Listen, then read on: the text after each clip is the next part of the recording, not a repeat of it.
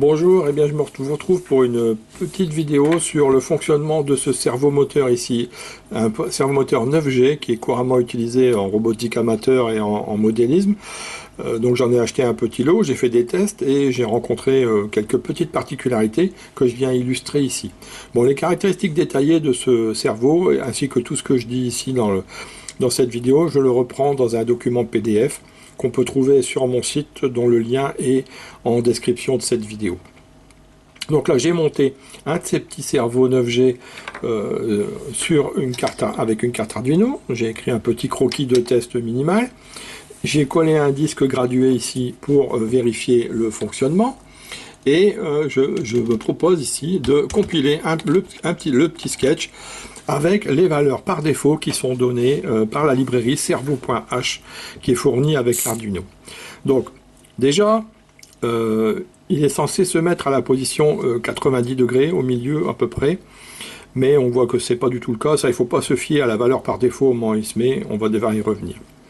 Pour déplacer le palonnier, j'utilise la fonction write microseconde qui travaille en microsecondes. On pourrait travailler avec la fonction write qui travaille en degrés, mais on va voir après qu'elle n'a aucun sens, c'est vraiment trop imprécis.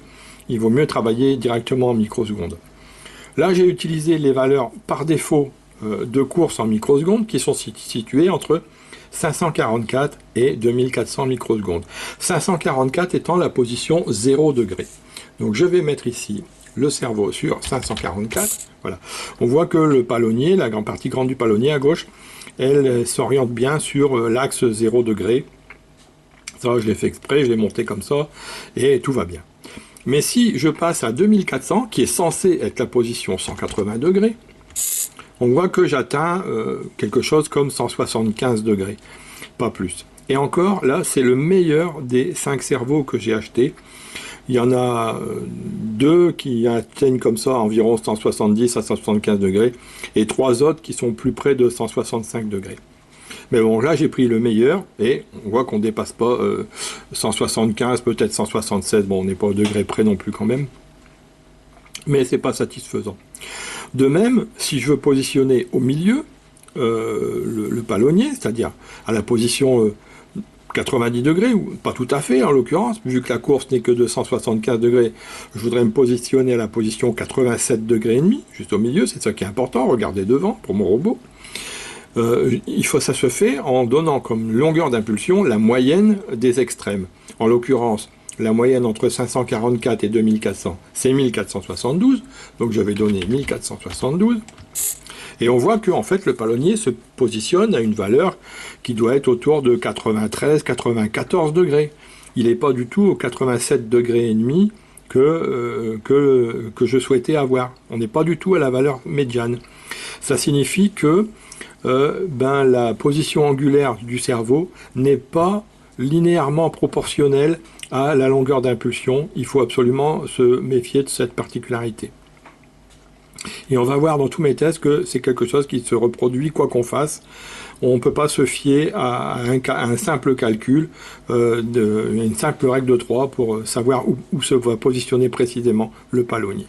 Donc là, en l'occurrence, j'ai fait des tests et pour arriver à la position centrale, je vais me remettre à la position 0 degré, 544, pour arriver à peu près au milieu, à 87 degrés et demi, la moitié de 175, il faut mettre là une valeur qui est proche de 1430. Voilà.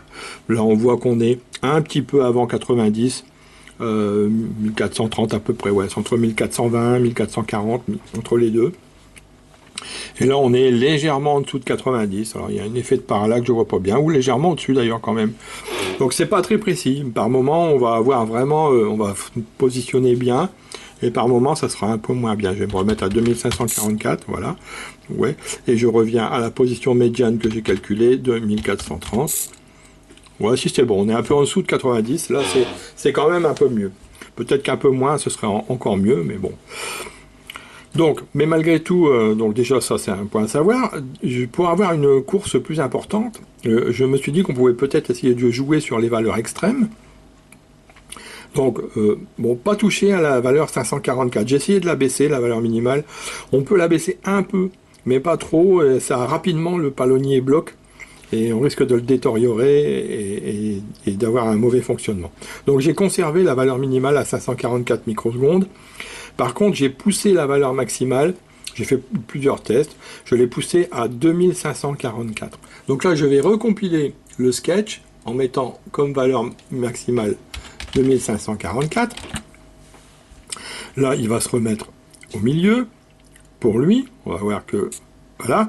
Alors, c'est toujours pareil, il se remet à 1500, en fait, hein, lui. Donc, quoi qu'on fasse, par défaut, il se met à 1500, donc ça n'a absolument aucun sens. Mais là, donc, je suis passé aux valeurs extrêmes de minimal 544. Je vais ici le positionner. Voilà. Et maximal 2544. Ah, et là, on voit qu'on dépasse largement 180 degrés. Alors ça, c'est ce que j'ai obtenu avec les deux meilleurs cerveaux. Là, c'est le meilleur. On dépasse 180 degrés, on est à 185, voire 186. Avec trois autres, on arrive un petit peu en dessous, à 178, quelque chose comme ça. Donc là, c'est quand même plus satisfaisant pour qui a besoin d'un grand débattement. Et ben, il peut pousser un peu jusqu'à 2544 la longueur d'impulsion. On peut encore aller un peu au-dessus, hein, mais bon, j'ai souhaité rester quand même dans des valeurs raisonnable pour éviter d'arriver aux limites et de faire forcer le cerveau. Encore une fois, pour le placement au milieu, on va rencontrer le même problème. La valeur théorique de la position centrale ici, on voit à 186 degrés, la position centrale est, disons, entre 92 et 93 degrés. La valeur théorique, c'est la moyenne entre 544 et 2544, c'est-à-dire 1544. Donc je vais mettre 1544. Et voilà, on voit qu'on n'y est pas du tout, encore une fois. On est proche de 100 degrés, en fait. Pas du tout de 92 ou 93.